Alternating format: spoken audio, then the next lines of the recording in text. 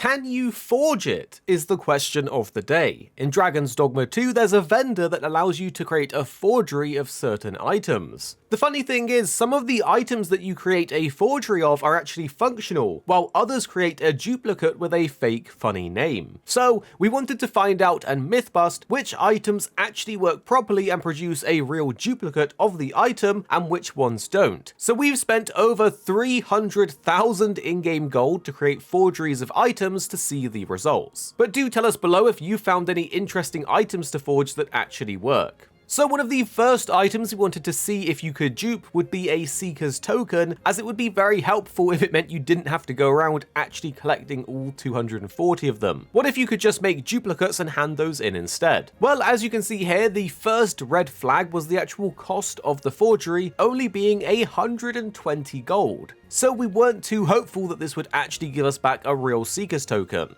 And well, what we actually got was a Cedar's Token. We think the developers 100% knew that people would try this one, as it actually changes it to a consumable that says, a counterfeit crafted to exactly replicate the original in its outward aspect. Smells so delectable that one can hardly resist taking a nibble. Well, we tested it anyway and went to the vocation vendor to see if our trick would work and we could hand it in, and sadly it doesn't work as these are separate things in your inventory, so you can't cheese those Seeker tokens unfortunately. The next thing we wanted to try was to duplicate some camping kits. If you've been out farming, you'll know that you go through these quite quickly when it comes to back-to-back resting to respawn enemies, especially with the elite camping kits being one of the better options as these weigh less. Which, by the way, if you want to just buy some elite camping kits, there's a vendor here in the volcanic island camp that actually sells them. So anyway, we tried duplicating the grass patterned camping kit, and to our surprise, it actually worked out, although it was quite costly. For example, you can just buy an elite camping kit for 3,000 gold, and to forge it, it will cost 3,600. So in that sense, this guy is 100% scamming you on his prices, but if you're in a pinch and can't get to the vendor to just buy more of these, you could duplicate them at the forgery instead, and it will give you a functioning camping kit back.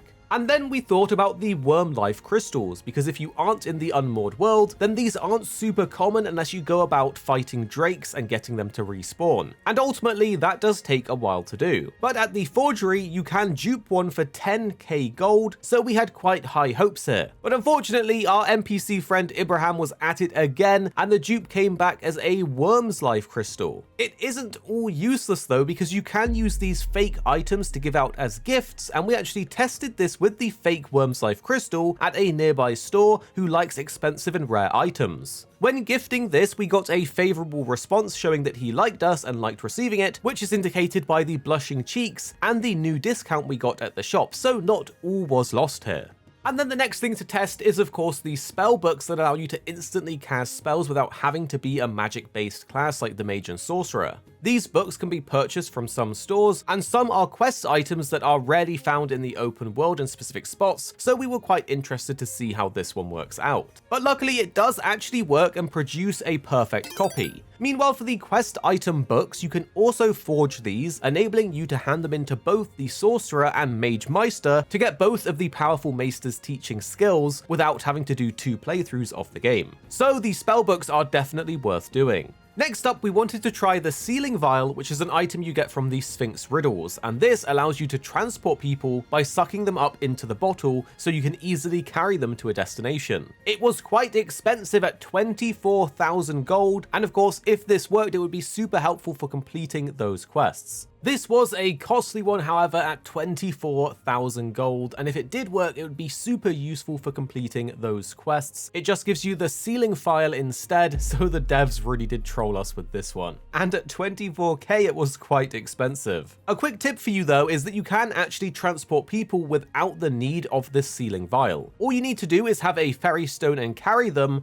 or during an escort quest, they will automatically teleport with you. So do try to make use of this during the Sphinx or any escort quests. But something that does work really well with the forging is actually the rare monster parts if you need a particular endgame part of a monster for enhancing your gear, or if you're struggling to get more of them by actually fighting the monster. Instead, you can simply forge it for a duplicate version. For this example, we did the Newt Liquor, which is required to unlock the Warfarer vocation, so it's actually super useful to know that you can dupe items like these if you need to. Another thing we really wanted to try out was the Golden Trove Beetles, as just like the Seeker's tokens, these would be incredibly useful if you can duplicate them. But sadly, this one also doesn't work as it gives you a golden stove beetle instead of the one that actually works. So much like the Seeker's token, this one gives you a kind of fake consumable version of it, and we're not sure if this even gives you any buffs. But next up is one that will potentially save your entire game. A lot of you may have already ruined your save by not looking out for the Dragonsplague on your party members, and the only real way to counter it is to use an Eternal Wakestone. These are super rare, but allow you to completely revive a whole town's worth of people, which of course is perfect to counter the Dragonsplague. You even get an achievement when you do this, so it is something you probably want to try and do at least once. To get the Eternal Wakestone, you need to open the final golden box from the Sphinx riddles, or defeat her, which is also quite hard unless you use that unmaking arrow. So of course, for this video, we went ahead and tested it out. Can you create a forgery of this Eternal Wakestone that you can only get one of per entire run through the story? To our surprise, it actually did work, but it does cost you 30k gold, so it doesn't come cheap. But this is still very nice if you have a friend in need so you can send it to them, or if you want to have a few extra spare, considering you only naturally get one per run. Another really cool thing you can do is duplicate the jail key, which you get from Brant during the main story mission in Vernsworth. By duplicating this, you can infinitely open any jail cell without the key breaking, so this is quite a useful one. And then next we wanted to test the port crystals and fairy stones, and unfortunately this didn't work as you get a part crystal and fairy stone. The fake fairy stones actually do have an animation, but you just straight up get scammed as it doesn't take you anywhere and just falls back to the ground. Another quick tip is to make sure you don't get scammed by various vendors, such as the forgery vendor, which actually sells the fake version of these fairy stones. You can also get them when looting some goblins, so make sure to look out for that I instead of the Y to know if it's fake.